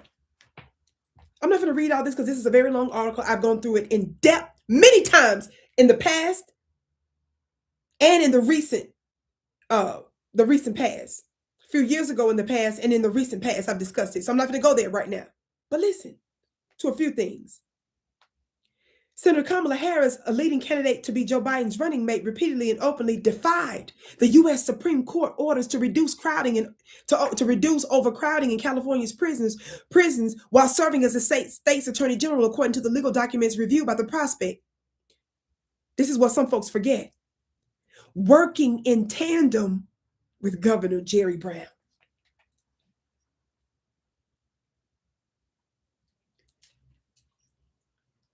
Politicians work with other politicians in different positions. Don't y'all forget this. working in tandem with Governor Jerry Brown, Harris and her legal team filed motions that were condemned by who? The public, not only the public, but by judges and legal experts. Other judges and other legal experts considered what? Kamala Harris and her office to what? Be obstructionist, bad faith, and nonsensical. At one point, suggesting that the Supreme Court lacked the jurisdiction to order a reduction in California's prison population. That was Kamala's then position. Are y'all listening real quick? It says that the intransigence of this legal work resulted in the presiding judges in the case. Who? The presiding judges in the case were so offended by Kamala Harris's office, y'all, and what they considered to be violations of the law. They gave serious consideration to holding the state in contempt of court. Observers worried that the behavior of Harris's office had undermined the very ability of federal judges to enforce their legal orders at the state level. Y'all know I always do the receipts and connect the dots. Don Lemon, Nade, is not outraged by this, though. The extreme resistance to a Supreme Court ruling was done to prevent the release of fewer than 5,000 nonviolent offenders whom multiple courts had cleared as presenting next to no risk of recidivism or threat to public safety. Recidivism means returning back to prison, having a history of that. It said what? These thousands of nonviolent offenders were cleared by multiple courts. And they were considered to be no threat to public safety. Kamala and her office gave the courts the big fat middle finger to keep them locked up. Where is Don Lemon and the rest of the folks outraged for disproportionate Black family being locked up before ICE? Y'all see this? Y'all listen. I'm skipping. The article is very long, but very good. But there's a couple things I want you all to know how egregious Kamala was. As the article says, y'all, federal courts seldom look to prisoner release. It's a remedy of last resort. In other words, the article is telling you courts never, ever, ever, ever go straight to just letting somebody go leave prison. As it said here, it's a remedy of last resort. So if the courts, the Supreme Court in particular, is ordering that, guess what that means? That must mean that the prisons for actual American citizens were so egregious that they forced an order that California reduce its prison population, and Kamala was fighting against it.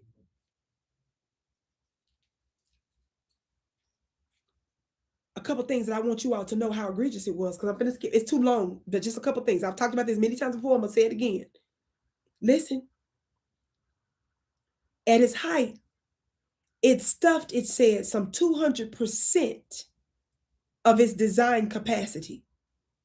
There was not enough beds or medical personnel, but an extreme excess of bodies. Ain't nobody talking about no ICE detention facility. We talking about regular prisons that Kamala fought to keep Black folks disproportionately in. It was other folks too, but y'all know we disproportionately make up the prison population.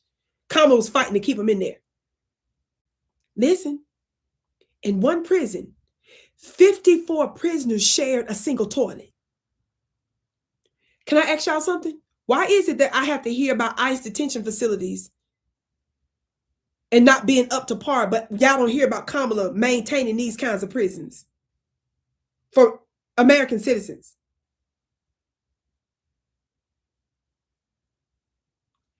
Answer me, somebody. I'm not done. I'm going to say that again. In one prison, 54 prisoners, 54 share one toilet. Y'all ready for this next part? Preventable deaths.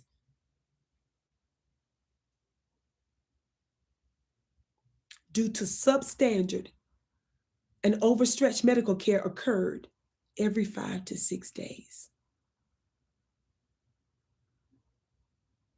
Suicidal inmates were locked in telephone booth-sides cages for 24 hours at a time.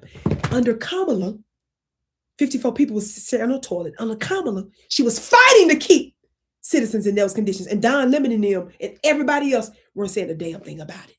Instead, you all was cussing us out if we didn't go to the polls to vote for her. Talk black to me, somebody.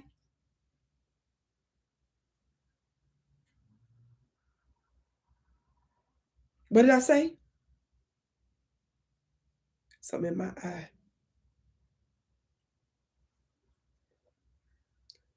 Suicidal inmates were locked in telephone booth-sized cages for 24 hours. What did I just say? Preventable deaths. We're not talking about just substandard and subpar conditions. Bed, food, clothing, facilities. What did I just say? Because of the substandard and overstretched medical care, preventable deaths occurred every 5 to 6 days. Kamala was fighting to keep us in these conditions. Where's the outrage, family? For nearly 2 decades, it says Republicans and Democratic administrations essentially ignored the problem. Who did? Both parties did. It says, despite constitutional protections for prisoners against cruel and unusual punishment enshrined in the Bill of Rights, finally, in 2009, a federal district court found that no other plausible solution existed for getting the state to conform to a constitutionally reasonable standard than a forced prison release. That's how horrible it was. It was so horrible for so long that the court said, damn it, get them out. The district court mandated that the state enact a series of decarceration measures to reduce the prison population to 137.5% of its design capacity within 2 years. The state appealed the district court ruling. They appealed it, objected. May 23rd, 2011, the Supreme Court found in Brown versus Platter that California's prison system was in violation of the prisoner's Eighth Amendment rights. Despite its relatively conservative tilt, the court, I'm going to say this slow, despite its relatively conservative tilt, talking about the Supreme Court, the court identified prison release as the most effective method for ending the state's constitutional violation in a timely manner.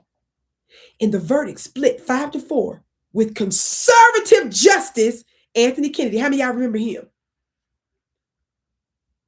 He wrote the majority on that, the conservative. Listen.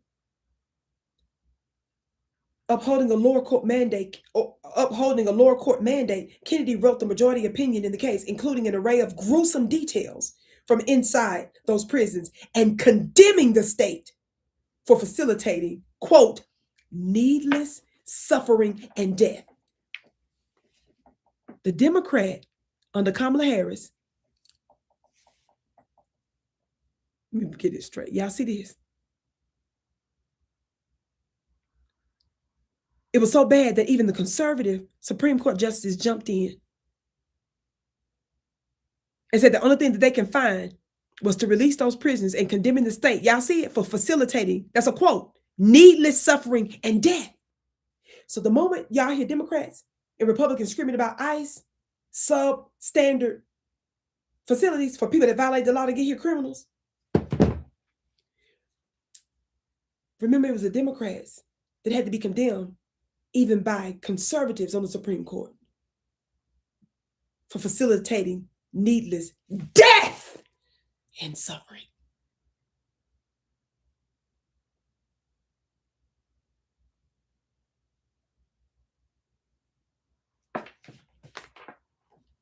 At that point, it says Kamala had been the state's attorney general for just over 4 months, representing California as its top legal officer. But the Supreme Court ruling would have been enacted on her watch. So they were saying it was an ongoing problem before she got there. But they said this enactment was done while it was on her watch.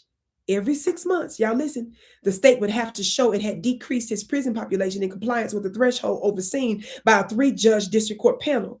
167% of capacity by the end of 2011, 155% by June 2012, and finally arriving at the target level of 137.5% by June 2013. It soon became clear that the state would hold out on complying with the judicial order. 2011 passed with little progress made by the decarceration mandate, and by 2012, a report surfaced that proved the state actually intended, y'all ain't gonna believe this, Kamala's funny looking self on her watch, and others, instead of them decreasing it by the time, read what it says next. I gotta get this up close. Y'all know I gotta get this in the screen so y'all see this. What does it say? It says it soon became clear that the state would hold out on complying with the judicial order. 2011 passed with little progress made on the decarceration mandate, and by 2012, a report surfaced that proved, somebody say proved, that the state actually intended to increase its prison population. In May that year, Harris's office, quote, confirmed their intent not to comply with the order, but instead to seek its modification from 137.5% design capacity to 145.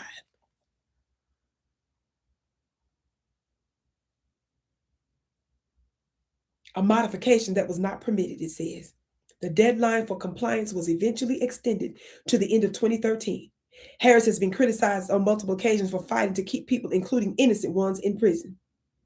It goes on with much more, including how 2 months from the initial deadline from April 2013, given in that the Supreme Court decision, California had 9,636 prisons, more than the court-imposed ceiling. The state submitted a proposal that involved relocating inmates to fire camps to fight wildfires and preventing out-of-state prisons from being returned. But upon review, the 3-court panel found that that still left California's prisons, some 4,107 prisons, over the hard limit. After a series of back and forth, a 3-panel judge arrived at a solution: the expansion of good time credits for nonviolent offenders, shorting stays often by just a handful of months. Even the state's own expert witness had testified years prior that he did not oppose good time credit measures and that there was no correlation between length of stay and recidivism, meaning that the public was not at risk.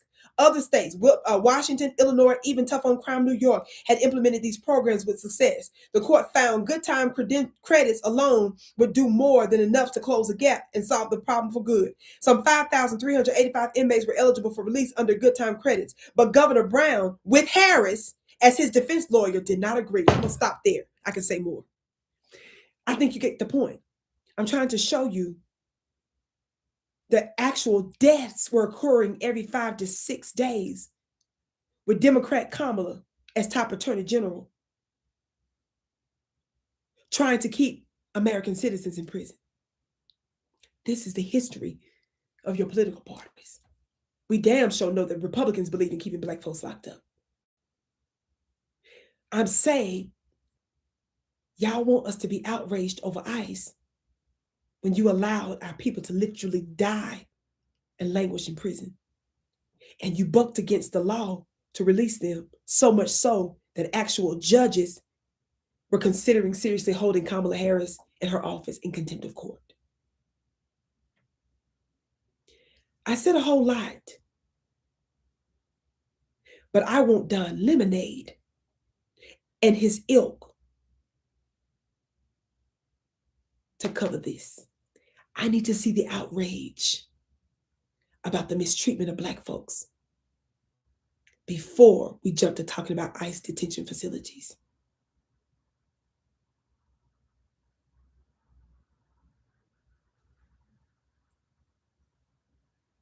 Beloved, thank you so much for tuning into my channel here. Of course, some of you all know that I still have my monthly low-cost, affordable Vicki Dillard Mystery School.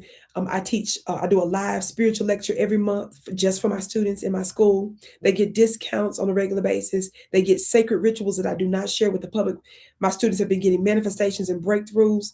If you want to connect, if you want to change your life, beloved, and you want to have access to universal teachings, it doesn't matter what your spiritual background is. My teachings cross all religious and spiritual boundaries because they're very potent, they're very important, and they're universal. Go to my website. It's pinned above at VickiPlanet.com and join there. Also, if you want to get your annual 2026 pictorial calendar of me. We're still in the beginning of the year. Beloved, get yours today. Be inspired by sacred beauty. It's so yummy. This is for both men and women. Get yours today or buy one for someone else. This is one way you can truly support Black media. You're getting something in exchange. Yes? Beloved, and so much more that can be done. I've got so many other things going on. I have my schools for my men only, Treasures of Darkness, that's closed. I'm not taking applications right now. We only have a waiting list for the next course that's coming up in a couple of months. And I also am doing, on top of my monthly mastermind, I'm doing a 90-day course for my ladies only. It's a high-level Isis Goddess Mystery Temple. That's closed. I'm not taking the applications for that one either, beloved. But I am taking students for my low-cost monthly mastermind, the Vicki Dillard Mystery School. So you can go to my website. The link is pinned above at VickiPlanet.com. You can purchase your calendars there. You can see my store. And be sure to subscribe to my email list there. Why? Because when you see other changes coming, other launches, other releases, we make sure to send out an email directly to everyone. How many of y'all know that some of these platforms can be really funny? Some of you all know me over the years because you've seen me on other networks that I helped to build over the years. I'm so shocked still to this day. After all this time, so many people find me on other platforms and say, where have you been? I've been looking for you. That's because I gave so much of my life and so much of my yummy magic to other people and other platforms that I did not invest in my personal brand.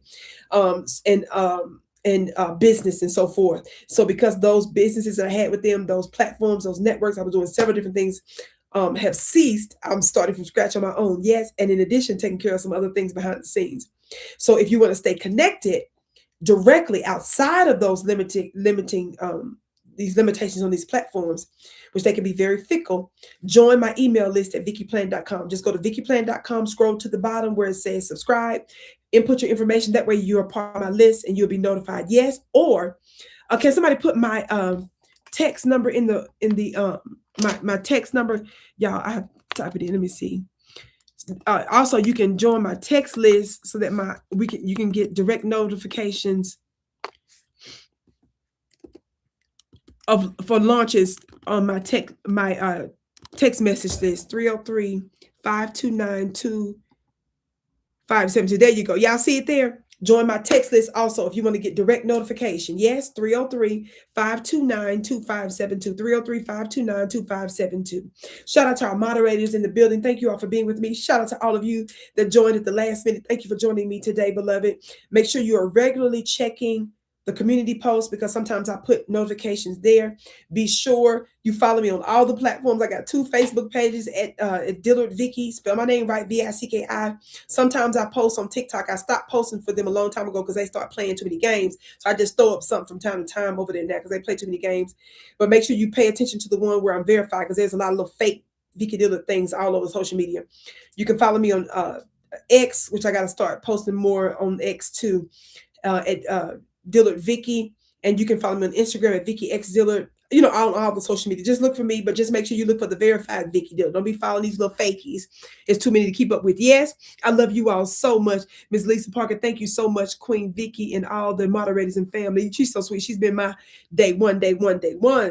My precious, precious sister.